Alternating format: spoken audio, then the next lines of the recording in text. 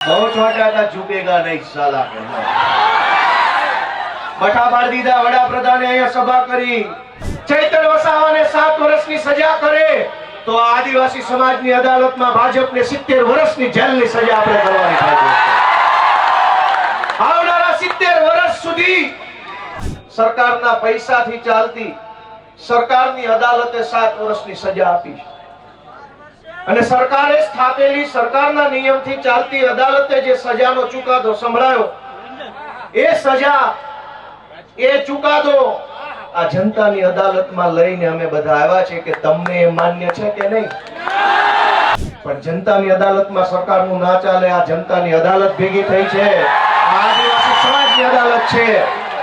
ચૈતરભાઈને સરકારની અદાલતે અને સરકારે ભેગા મળીને જે કાંઈ ન્યાય અન્યાય કર્યો એનો સાચો ન્યાય આદિવાસી સમાજની અદાલતમાં થવાનો છે અને નિર્ણય આજે અહીંથી આપણે કરીને જવાનું છે। કરોડો આદિવાસીઓને જે ચૈતર વસાવાની ઉપર આશા છે એને જેલમાં પૂરવાનો અર્થ એ થયો કે કરોડો લોકોને ભાજપની સરકારે સજા આપી છે। ચૈતર વસાવાએ જો બીજા ભાજપના આદિવાસી નેતાઓની જેમ રૂપિયા બનાવ્યા હોત તો જેલમાં હોત કે ઘરે હોત।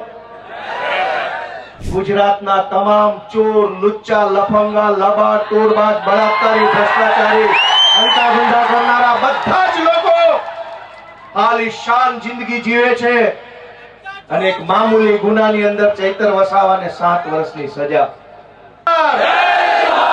ચૈતરભાઈ તુમ આગે बढ़ो, આજે આપણા સૌના લોકપ્રિય, આપણા આદર્શ નેતા એવા ભાઈ શ્રી ચૈતરભાઈ વસાવાના સમર્થનમાં આયોજિત સામાજિક સભામાં ઉપસ્થિત મહારાષ્ટ્ર, રાજસ્થાન, ગુજરાત, અલગ અલગ બધા જિલ્લાઓમાંથી અને રાજ્યોમાંથી પધારેલા આદિવાસી સમાજના સૌ યુવાનો, વડીલો, આગેવાનોને મારા જય જોહાર, જય આદિવાસી। મંચ ઉપર ઉપસ્થિત ગુજરાત ભરના આદિવાસી સમાજ માટે હંમેશા જેઓ લડે છે એવા ભાઈ શ્રી અનંતભાઈ પટેલ, હંમેશા જેમણે ચૈતરભાઈની સાથે ખભે ખભો મિલાવી અને ગુજરાત ભરના મુદ્દા ઉઠાવ્યા છે એવા શ્રી સુદાનભાઈ ગઢવી, ચૈતરભાઈની સાથે મળી અને આદિવાસી વિસ્તાર માટે, અમારી પાર્ટી માટે, ગુજરાત માટે હંમેશા જેમણે કામ કર્યું છે એવા ભાઈ શ્રી મનોજભાઈ સોરઠિયા, મહારાષ્ટ્ર અને રાજસ્થાનથી પધારેલા આદિવાસી સંગઠનોના સૌ આગેવાનશ્રીઓ, નિવૃત્ત આઈએએસ સાહેબશ્રી, બધાયનો પહેલા તો હું ખૂબ ખૂબ આભાર વ્યક્ત કરું છું કે આ મુશ્કેલ ઘડીમાં બધા એક થઈને ભેગા મળીને ચૈતરભાઈની સાથે ઊભા છે। દોસ્તો, ચૈતરભાઈ વસાવાને સરકારે સ્થાપેલી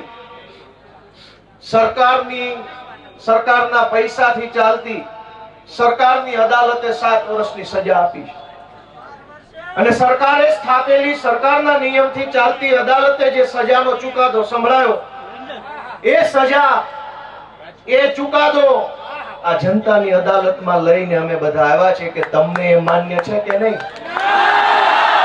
લોકતંત્રમાં સરકાર કે કાયદો કે વ્યવસ્થા આ બધી જ વસ્તુ કરતા સર્વોપરી છે જનતાનો ઈરાદો, જનતાના આશીર્વાદ, જનતાની આશા શું છે। સરકારની પોલીસ સ્ટેશન, સરકારના સરકારી વકીલ, સરકારની ફોરેન્સિક લેબોરેટરીઓ, સરકારનો ફરિયાદી, સરકારની તપાસ, સરકારનો દલીલ, સરકારનું બધું જ। પણ જનતાની અદાલતમાં સરકારનું ના ચાલે, આ જનતાની અદાલત ભેગી થઈ છે, આદિવાસી સમાજની અદાલત છે। ચૈતરભાઈને સરકારની અદાલતે અને સરકારે ભેગા મળીને જે કાંઈ ન્યાય અન્યાય કર્યો એનો સાચો ન્યાય આદિવાસી સમાજની અદાલતમાં થવાનો છે અને નિર્ણય આજે અહીંથી આપણે કરીને જવાનું। દોસ્તો, સરકાર એમ કહે છે કે ચૈતર વસાવાને 7 વર્ષની સજા, આ જનતાની અદાલતના કરોડો ન્યાયાધીશો તમે અહીંયા ઊભા છો, તમે કહો તમે શું સજા કરશો ભાજપને?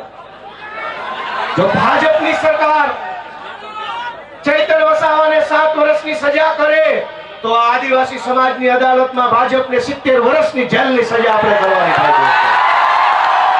આવનારા 70 વર્ષ સુધી ભાજપનું બટન નહીં દબાવવાનું અને એને સજા આપવાનો નિર્ણય આજે આ જનતાની અદાલતમાં થવો જોઈએ। લોકશાહીમાં જનતાથી મોટું હોય કોણ? જનતાથી મોટું કોણ? જનતાથી મોટી પોલીસ નહીં, જનતાથી મોટું જંગલ ખાતું નહીં, જનતાથી મોટા મુખ્યમંત્રી પણ નહીં, સૌથી મોટી જનતા. અને જનતાએ નક્કી કર્યું કે અમારો નેતા ચૈતર વસાવા છે દોસ્તો.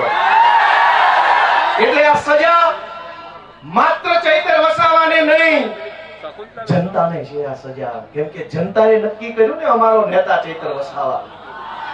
તો કરોડો લોકોને જે ચૈતર વસાવા ઉપર વિશ્વાસ છે, કરોડો આદિવાસીઓને જે ચૈતર વસાવાની ઉપર આશા છે, એને જેલમાં પૂરવાનો અર્થ એ થયો કે કરોડો લોકોને ભાજપની સરકારે સજા આપી છે કે તમારી પાસેથી તમારો નેતા છીનવી લીધો. અરે ભાઈ સાહેબ, કેટલા વર્ષો પછી ભગવાનના આશીર્વાદથી, પ્રકૃતિના આશીર્વાદથી, વડીલોના આશીર્વાદથી, હજારો વર્ષો પછી એક લડાયક ચૈતર વસાવા જેવો નેતા આપણા ગુજરાતના આદિવાસી સમાજનો મળ્યો.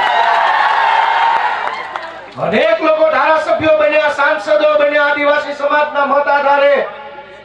પણ આદિવાસી વિસ્તારોમાં ચાલતી નકલી સરકારી કચેરીઓ ઉપર પહેલી વખત બોલ્યું કોણ? ચૈતર વસાવા બોલ્યા. અનેક લોકો આદિવાસી સમાજના મતના આધારે સાંસદો, મંત્રીઓ બન્યા. પણ આદિવાસીઓની જમીન ઉપર વિવિધ કંપનીઓ લાવી આદિવાસીઓને ખદેડવાનું કામ કરતા હતા. એની વિરુદ્ધમાં પહેલો મજબૂત અવાજ ઉઠાવ્યો કોણે? ચૈતર વસાવાએ. આ કેવડિયામાં, તાપીમાં, છોટાઉદેપુરમાં, ડાંગ જિલ્લામાં ચારો તરફ કંપની, થર્મલ પ્રોજેક્ટ, ફલાણો પ્રોજેક્ટ, ઢેકણો પ્રોજેક્ટ. આ તમામ પ્રોજેક્ટના નામે આદિવાસીઓને ઘર વગરના, જમીન વગરના, શિક્ષણ વગરના, આરોગ્યની વ્યવસ્થા વગરના કરવાના ષડયંત્રને રોકવાનું કામ કર્યું કોણે? ચૈતર વસાવાએ કર્યું. અને સરકારના પેટમાં તેલ રેડાયું કે આ ચૈતર વસાવા આદિવાસીઓને કાં આટલો બધો જાગૃત કરે છે? કેમ આદિવાસી યુવાનોને જગાડે છે? કેમ સુતેલો આદિવાસી સમાજને જાગૃત કરવાનું કામ કરે છે? ચૈતર વસાવાનો ગુનો એ નથી કે જંગલ વિભાગના કર્મચારી સાથે બોલાચાલી કરી. ગુનો તો એ છે કે જંગલની જમીન તમારી છે અને તમને અપાવવાની છે એવી જાગૃતિ સમાજમાં લઈને આવ્યા. ચૈતર વસાવાએ જો બીજા ભાજપના આદિવાસી નેતાઓની જેમ રૂપિયા બનાવ્યા હોત તો જેલમાં હોત કે ઘરે હોત? એક છે મોટા કદાવર આદિવાસી નેતા, 2000 કરોડનું મનરેગામાં કરી નાખ્યું. જેલમાં છે કે મેલમાં? આદિવાસીઓના મત લઈને, આદિવાસી વિસ્તારોની ગ્રાન્ટો ખાઈને 2000 કરોડ રૂપિયાનું બૂચ મારીને જો બેઠા હોત તો મેલમાં હોત. પણ જેણે આદિવાસીઓને પાય બચાવવાનું કામ કર્યું, આદિવાસી બાળકોના શિક્ષણ માટે લડાઈ લડ્યા, વિસ્થાપિતો માટે બોલ્યા, ગરીબ દીકરીઓ માટે બોલ્યા, તમામ પ્રકારની યોજનાના લાભ અપાવવા માટે બોલ્યા, એ ચૈતરભાઈને જેલમાં પૂર્યા. વિધાનસભામાં આજની તારીખમાં જેની ઉપર ગુજરાતની હાઈકોર્ટે આદેશ કર્યો હોય કે આ ધારાસભ્યો પર બળાત્કારની એફઆઈઆર નોંધો, જેની ઉપર બળાત્કારની એફઆઈઆર છે એ આજે વિધાનસભામાં છે. આજની તારીખમાં ધારાસભ્ય છે, જેલમાં નથી બળાત્કારના આરોપી. જેની ઉપર મનરેગા કૌભાંડનો 2000 કરોડનો આરોપ છે એ વિધાનસભામાં ધારાસભ્ય થઈને બેઠા છે. જેની ઉપર જમીનો પચાવી પાડવાનો કેસ ચાલે છે 200 કરોડનો, એ અત્યારે ધારાસભ્ય છે. ગુજરાતના તમામ ચોર, લુચ્ચા, લફંગા, લબાડ, તોડબાજ, બળાત્કારી, ભ્રષ્ટાચારી, અંતાધંધા કરનારા બધા જ લોકો આલીશાન જિંદગી જીવે છે. અને એક મામૂલી ગુનાની અંદર ચૈતર વસાવાને 7 વર્ષની સજા.